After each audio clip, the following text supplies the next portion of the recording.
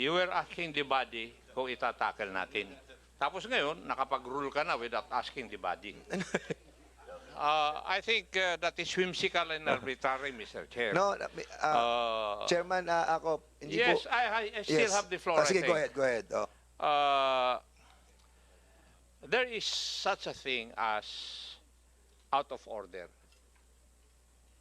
If it is not included in the agenda, even in the floor, and if you tackle that, you are out of order. Mr. Chair, Congressman Acop, we will not be tackling that resolution right now. That's the reason why I'm Hindi ko asking. naman sinasabi. No. Sandali lang. No, Patapusin wait. mo kasi ako Order. I still have the floor. No, I'm trying to get your time because I am the chairman. What I wanted to explain. Sige, if that is what you want, sige.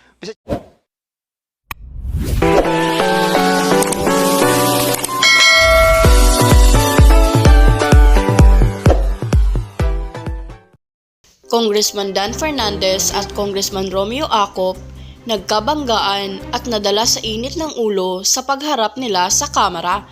Pero bago ang lahat, kung di pa kayo nakasubscribe sa aking channel, please do subscribe para mas updated kayo sa mga susunod kong mga videos.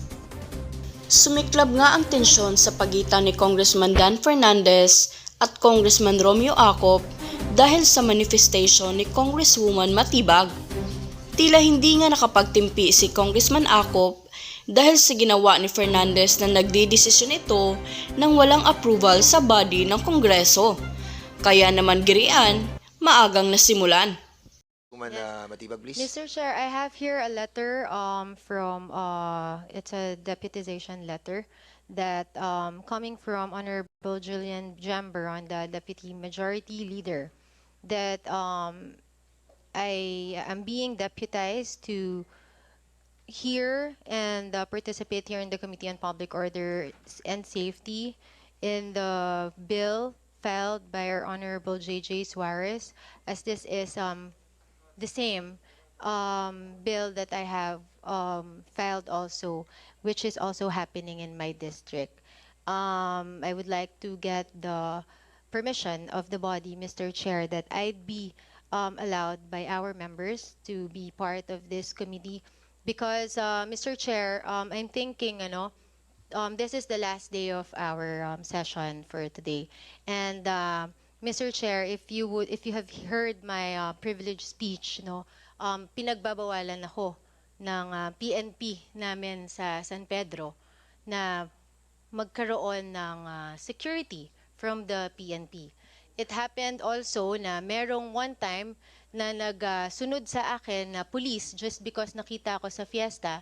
And then, Mr. Chair, the following day, na-relieve na siya sa Binyan. It's so easy for the hepe ng San Pedro to relieve someone just because sumunod lang po sa akin, Mr. Chair. So, in line with this, it's going to be our last day for today, and then we will be having a recess. So, Mr. Chair, as a nanay, I have 3 kids. Mabata pa po yung anak ko. I have 10, 5, and 3 years old. And I am into the safety of my district, of my leaders, my children, and my family, and myself, Mr. Chair. That's why I would like to seek your permission for this. Okay, thank you so much, Congresswoman Matibag. Normally, the procedure that we are following here are first, the resolution that is filed and referred to this committee are given the preferential treatment. But having said that, your issue dwell on the same issue that was filed by Congressman J.J. Suarez. And since, can we kindly see your deputization? Can you kindly submit to this committee? So we will be allowing you to be a part of the discussion and the voting process if ever that a voting will be needed because Also, of this Mr. deputization. Chair, But, okay, go ahead. We also have the same persons involved. I think the RD, since we are from the same region, our RD here is also part of our investigation. And in that case, we will be asking the body, if your manifestation of trying to to include that same issue in relation to the resolution that was filed by Deputy Speaker J.J. Suarez to be laid on this committee. So, what's the pleasure of the body? So, there is a manifestation of our good congresswoman from First District that her issue on her privileged speech be a part of the discussion of the resolution of Congressman J.J. Suarez. So that's the issue that we have to settle. Chairman, Yes, sir. Mr. Chairman, just to clear things, with regards to deputization of Congresswoman Matibag, Please sit down, Congressman Paduano, please. problema, kumakain ako, bigla kang humirit. Kaya, Chairman, thank you. Chairman Acop, thank you. Malaking utang to kay Chairman Acop. Anyway, Mr. Chairman, with regards to the deputization Order, of- please. Okay, go of ahead. Congresswoman Matibag, of course, it's the right of the Deputy Majority Leader to deputize. Now, he has all the authority and the right, especially during voting. Now, with regards to the issue being raised by Congresswoman Matibag on her privileged speech, am I correct? Privileged speech? Yes, Mr. Chair. That is not a resolution. That is not a reso filed by you. Privileged speech. Now, unless otherwise, Mr. Chairman, the privileged speech of the Honorable Matibag was referred to this committee. It was, sorry. Yes, as a matter of fact, it was referred we can. already.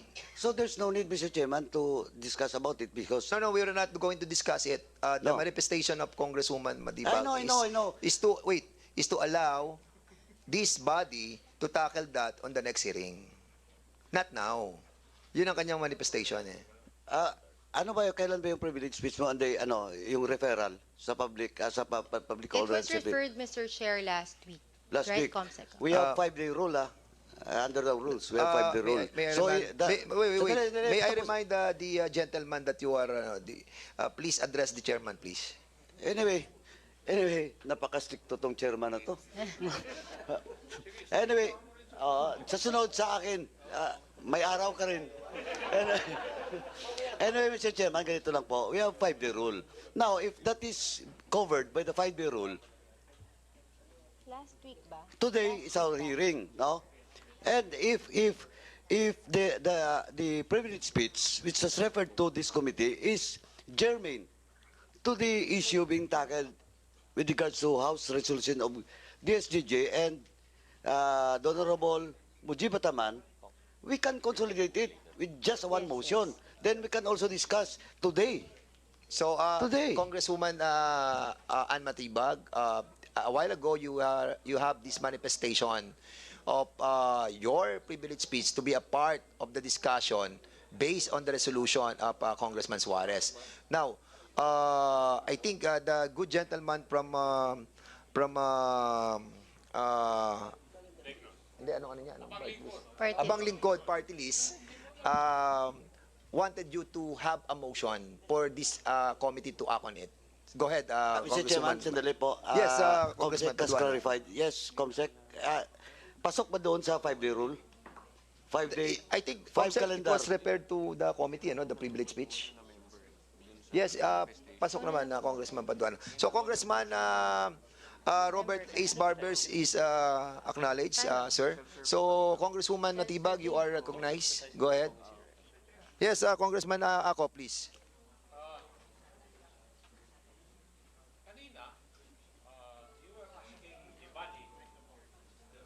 You were asking the body kung itatackle natin.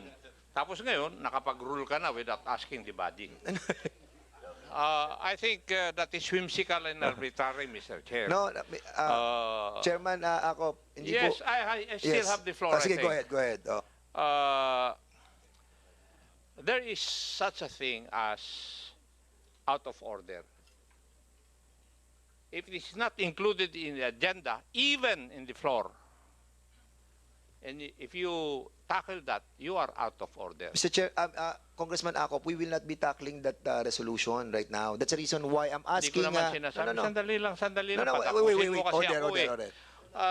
I what still have the floor. No, I'm trying to get your time because I am the chairman. What I wanted to Sige, explain. if that is Mr. what you want, sige. Mr. Chairman, what I'm trying to point out is that a while ago, Congresswoman Matibag was implying through her manifestation that he wanted to include her privilege speech on the discussion of the resolution.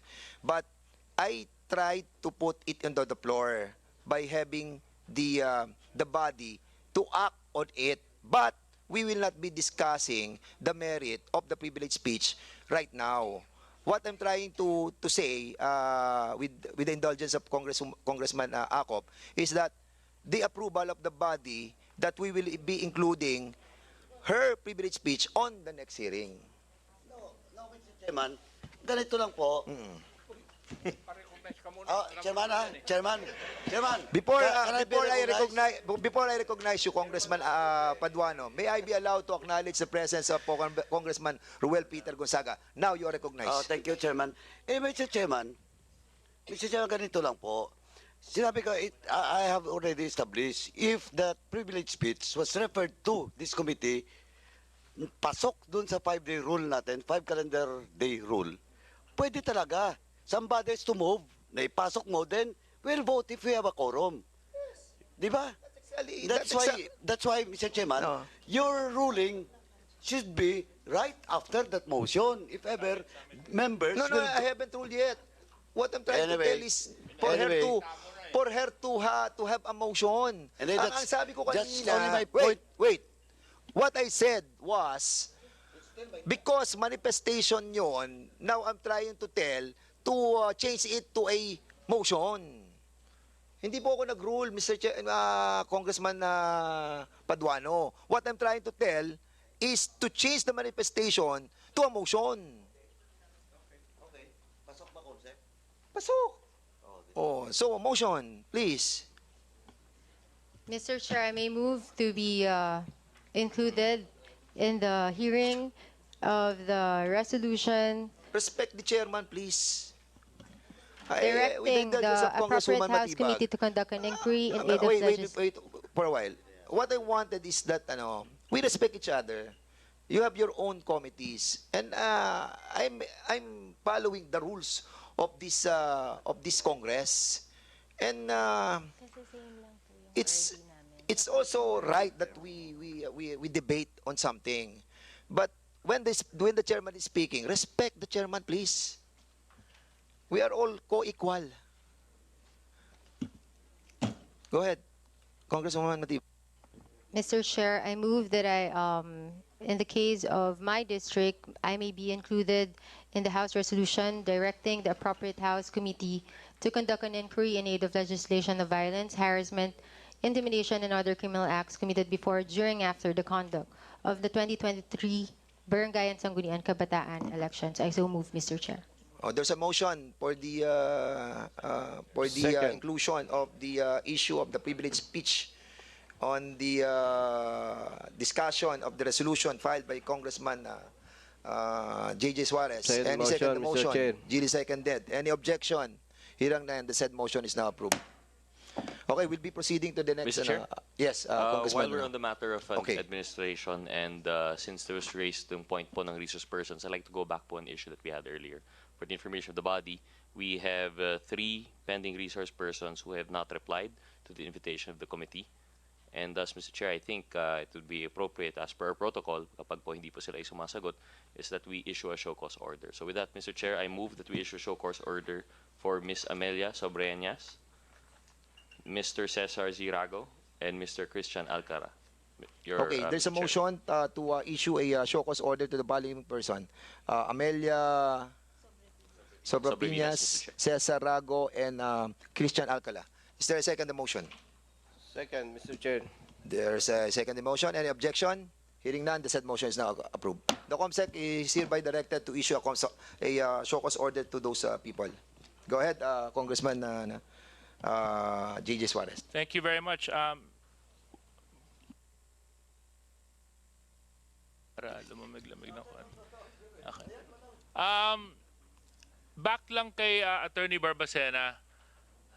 Attorney Barbacena, hindi po ba kayo na alarma na may report sa inyo na nagkaroon ng robbery, na alam naman po natin robbery involves the use of harmful weapons such as knives, guns, of that nature. Hindi po kayo na-alarma?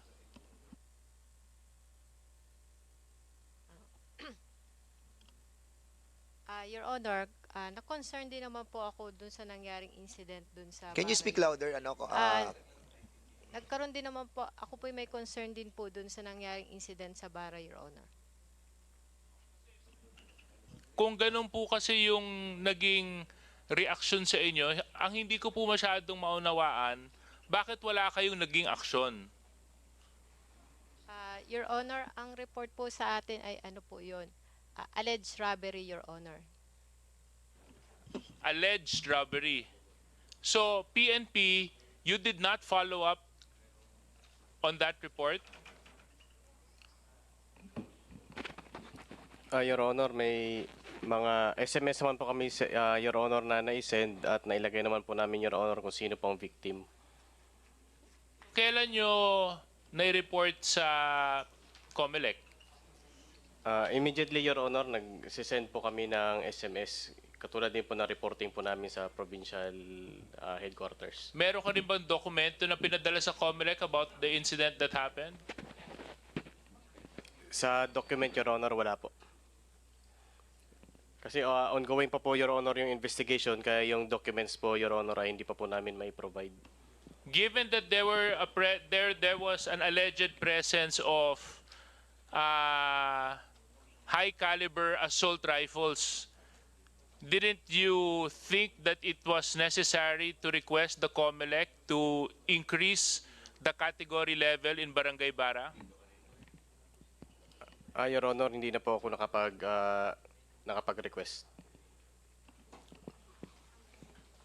Ano pong dahilan?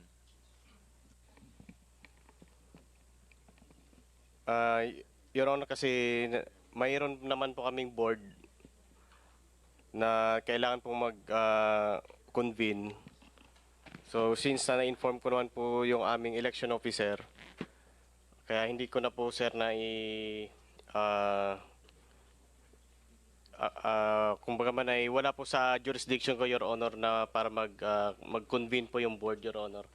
No. I'm not asking about convening any board, Mr. Chairman. My question is, given the situation, bakit wala po kayong ginawang recommendation or follow-up report to the COMELEC?